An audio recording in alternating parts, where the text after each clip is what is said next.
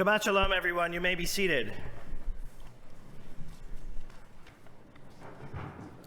Last week, I was in Atlanta celebrating the wedding of my nephew, Jacob. And on Friday morning, I drove to a local synagogue for Minyan and to say Kaddish in my rental car.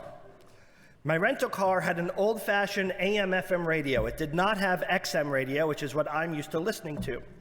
So I put the radio on for my drive back to the hotel from the Minyan, and I heard something that I hadn't heard in a very long time, and that was an old-fashioned DJ morning radio talk program with a little bit of music interspersed.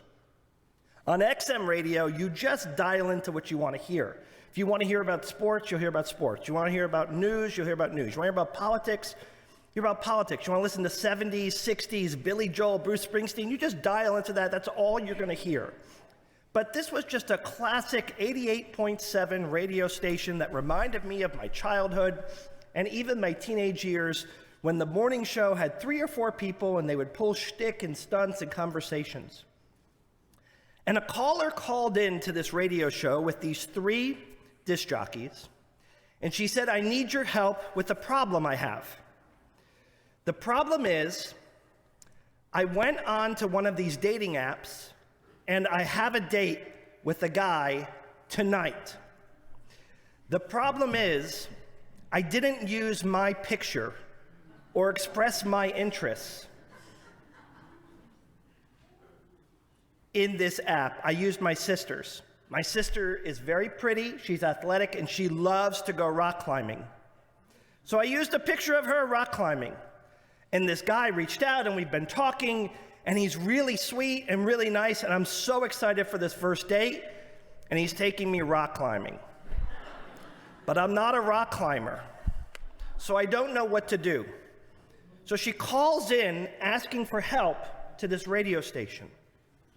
And the 3 disc jockeys on air with this person are volleying back and forth different lies that this woman can tell the man to make it work so they can go out. Lie number 1, tell him you twisted your ankle, that you normally love rock climbing, but you twisted your ankle. Tell him that the place that you like to go rock climbing is closed, so you really don't like going anywhere else. And they came up with this whole list. And then they said, "What are you going to say when he looks at you and realizes that your picture is not who you are?" I think that's called catfishing. Right? What are you going to do? And they came up with another list of lies and another thing that happened or didn't happen. And for 40 minutes of my ride from this synagogue back to the hotel where I was staying, I'm listening to this elaborate group of lies shared by these different disc jockeys that they're telling to this woman to help her get through with the date. And by the way, in real time, this woman texts the man with the best of the ideas to explain, and she went with the one of, "I twisted my ankle, I can't go out, or let's go grab a bite instead, and let's go to some place that's dark so you don't have to see me." Like, she didn't say that. And while comical, and of course I laughed, there was a part of me that was painfully sad. I wasn't so sad about the micro case of this woman. Excuse me for having a lack of empathy on it. But I was sad that in society, that a person called in to the radio station, and there was not unanimity from these disc jockeys, who, whether we like it or not, are the very first social influencers we had. Before there was Facebook and Instagram and TikTok and Snapchat, these were people who were social influencers. And none of their initial reaction was, "You need to tell the truth. You need to come clean. You shouldn't be with the person who you're luring under false pretenses. That's wrong. You shouldn't do it." Instead, they got in on the sexiness, the salaciousness, the humor that all of us were party to as well, myself included, of let's see what elaborate lie we can come up with to make this date happen. And the reason I found it so sad, maybe, is because of where we find ourselves in our society today. in a place that has come to accept untruthfulness, dishonesty, and lies as a basic standard. And I have contended from this pulpit before, and I hold that contention today, that we as the Jewish people and we as an American society cannot exist, not thrive, exist in a post-truth world.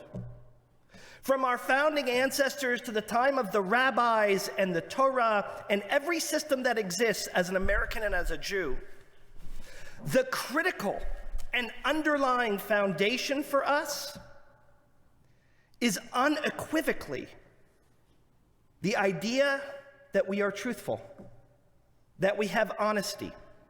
It doesn't mean that people don't lie. It doesn't mean that there are moments where we can lie, and I'll talk about that in a moment. But as a whole, when we distance ourselves knowingly from truth, we cut and fray at the line that tethers us to what is our tradition and our heritage, whichever line that connects us to. If we're Black, if we're Asian American, if we're American, if we're Jewish, if we're Christian, each dishonesty cuts a string on that rope, and it frays it to where we are less and less tethered.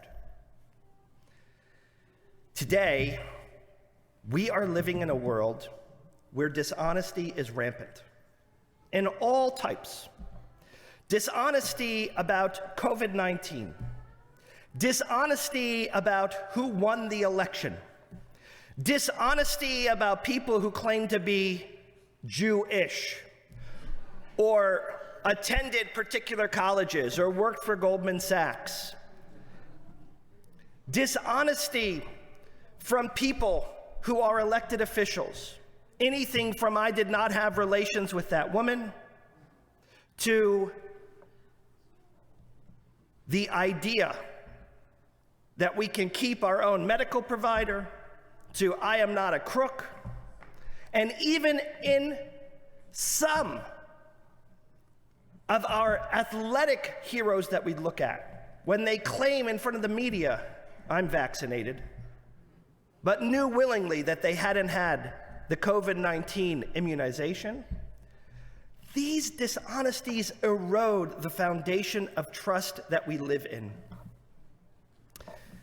The Torah, and the 10 Commandments in particular, lists 10 different commandments upon us. But there's only one that is listed in two different angles. One, number 4, that says we shall not take the Lord's name in vain. And what that meant specifically is that we cannot swear, we cannot testify using God's name and then lie. We're allowed to take God's name in testifying if we're telling the truth, but we can't swear in God's name and tell a lie. And then we learn in the second set of the 10 Commandments that we're not allowed to bear false witness. We can't say something that is not true in a court of law, to our friends, to our family, to our community. We are not permitted to do so. Now, like almost every single rule that lives and that exists, there are exceptions. And the Torah and the Talmud lists exceptions for us. One of my very favorites is one that is listed in the Talmud that says, what happens if a bride or groom come up to you on their wedding day and they say, how do I look? But they don't look so good. But it's their wedding day. Either their makeup was done poorly, or their dress really doesn't fit them, or the person's bow tie was tied crooked, whatever it is. The Torah tells us we're allowed to lie. It doesn't say we have to lie. You could do what someone like my mother would do, who was brilliant. She would say, I love you. You're radiating. Your shoes are magnificent. Wasn't a lie. Or, if you're not as quick on your feet as she was, You can look at this person and say, you are beautiful. You are stunning. It is your wedding day. Why? Because the Torah knew that people at certain times needed to hear these things, and that to say something that could be hurtful or denigrating would hurt their heart and their soul. And we can't do that. We're also allowed to lie, the Torah tells us, if it provides us with a sense of humility. Like, for example, it's not the case. Let's say I were the architect of this stunning synagogue, and someone walked in and said, this is the most beautiful synagogue in the world. I've never seen a synagogue more beautiful. Are you the architect? I could say, no, I'm not. I don't know who is. Why? Because that lie would provide a platform of humility. And we're allowed to tell a falsehood if there's humility involved. But we're not allowed to tell a falsehood for self-promotion. We're not allowed to tell a falsehood to further our agenda. We're not allowed to manipulate truths to get us to a destination or others to a destination that they otherwise would not have gotten to. We're not allowed to tell a falsehood to make people feel worse about themselves. We're not allowed to tell a falsehood so that we can enrich ourselves. The Torah is clear. And while indeed there are 10 commandments that we read today, and 613 commandments that we read throughout the year, there are 2 that are becoming normalized in our society that need to stop. A couple weeks ago, I shared some thoughts with you about a conversation I had with my daughter Eve about the importance of having people who tell us what we want to hear versus people who tell us what we need to hear. Sometimes how we share the truths in our lives, the reality that we're with, is the difference between a surgeon and a butcher. We have to be particular. We have to be thoughtful and graceful, and not everyone has that same level of grace. But the one place we all must steer away from, for the future of our tradition and for the future of our world that we share, is we must steer away from these falsehoods.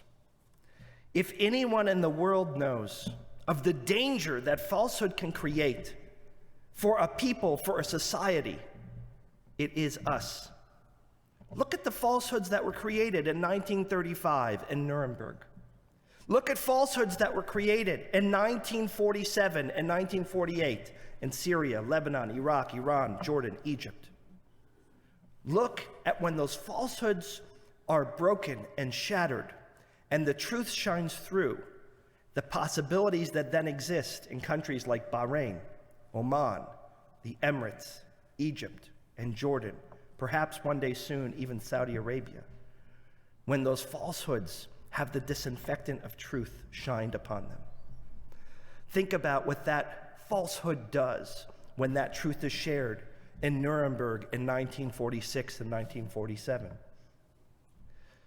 Truth is not only 2 of our commandments, it is the compass and backbone of our identity in our country and in our tradition. And I would argue any religion that does not have as its major focus and its foundation a sense of truth is not a religion worth celebrating. All of us, in our homes, in our works, and in our lives, need to adhere more to the notion of honesty, truthfulness, and to call out any form of bending, twisting, and manipulating dishonesty so that our world can return to living in the image of what God had aspired for all of us. Amen.